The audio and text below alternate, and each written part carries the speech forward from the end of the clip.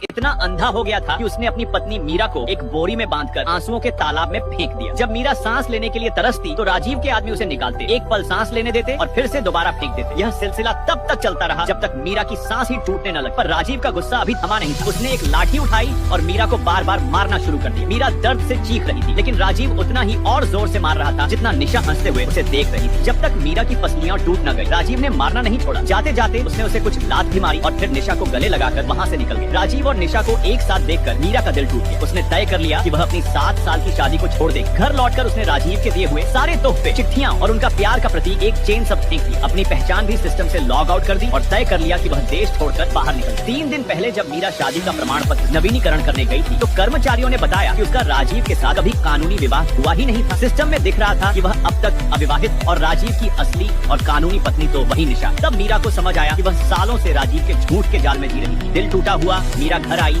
और सोचा राजीव से एक आखिरी बार बात कर ली, लेकिन उसने गलती से राजीव की और उसके दोस्त की बातें सुनी, जिसमें राजीव कह रहा था कि मीरा कभी उसके लिए सिर्फ एक समाज का मुखौटा थी। मीरा के लिए वह एक सच्चा प्यार था, लेकिन राजीव के लिए सब एक नाटक। उस रात राजीव घर आया और बोला कि वह मीरा के लिए खुद उसका पसंदीदा खाना बनाएगा, चीनी की पसलियां। मीरा रसोई में खड़ी थी और सोच रही थी कि प्यार कितना असली लग सकता है, चाहे वह झूठा ही क्यों न हो। तभी निशा का फोन आया। राजीव ने झूठ बोला कि दफ्तर में जरूरी काम है और भाग गया। मीरा चुपके उसका पीछा करते अस्पताल तक पहुंच गई। अस्पताल में राजीव और निशा को देखा। निशा ने कहा कि वह बाथरूम में गिर गई थी और राजीव तुरंत उसके पास दौड़ा है। राजीव ने वही दुर्लभ माला, मोती की माला, जो उसने कभी कठिन तपस्या से पाई थी, उसी निशा को दे दी। यह देखकर मीरा का दिल पूरी तरह टूट गया। अगले दिन जब राजीव फूल और तोहफे लेकर घर आया, मीरा पहले की तरह उससे गले लगाने नहीं गई, बल्कि चुपके दूर हो गई। राजीव ने बिना कुछ समझे उसे एक संगीतमय कार्यक्रम में ले गए। सबको लग रहा था कि वे दोनों अभी भी एक परफेक्ट दंपत्ति हैं, पर मीरा अंदर ही अंदर सब सच जानती थी। कार्यक्रम के बीच मीरा को मासिक धर्म आ गया। राजीव ने तुरंत एक नौकरानी से सैनिटरी पैड मंगवाए, पर उस नौकरानी को भेजा गया जो निशा थी। मीरा ने बस दूरी बनाई और शौचालय चली गई। वहीं उसने राजीव की बातें सुन ली, जिसमें वह साफ साफ निशा को अपनी असली पत्नी कह रहा था। कार्यक्रम के बाद राजीव ने एक महंगा वायलिन खरीद कर मीरा को दिया, लेकिन तभी निशा ने मंच की बत्तियां गिरा दी, जो सीधा मीरा पर आकर लगी। राजीव ने पहली प्रतिक्रिया में निशा को बचा लिया और मीरा बेरहमी से गिरकर बेहोश हो गई। जब मीरा अस्पताल में होश में आई, उसने देखा कि राजीव उसे एक नजर भी नहीं दे रहा था, बल्कि निशा को ही रुला रुला कर समझा रहा था। बाद में राजीव ने एक रिकवरी पार्टी रखी। पार्टी के बीच निशा का फोन आया। उसने कहा कि उसका अपहरण हो गया है। राजीव तुरंत मीरा को दोष देने लगा कि यह सब उसने किया है बदले में। मीरा ने कितना भी समझाया, पर राजीव ने उसे धक्का दे दिया, जिसमें उसका सिर फट गया। राजीव फिर बिना एक पल रुके निशा के पीछे दौड़। राजीव को लगा कि उसने निशा को बचाया, लेकिन असल में जिस औरत को उसने पूरा दिन बंधक बनाकर पीटते हुए रखा था, वह कोई और नहीं बल्कि उसकी अपनी 7 साल की साथी मीरा। बेहद थकी हारी मीरा घर आई और उसे सिस्टम लॉग आउट का पुष्टिकरण मिला। उसने अपना सामान बांध लिया, राजीव के दिए हुए पत्र और चेन फेंक दी और आखिरकार अपने नए सफर के लिए देश छोड़ने का फैसला कर लिया।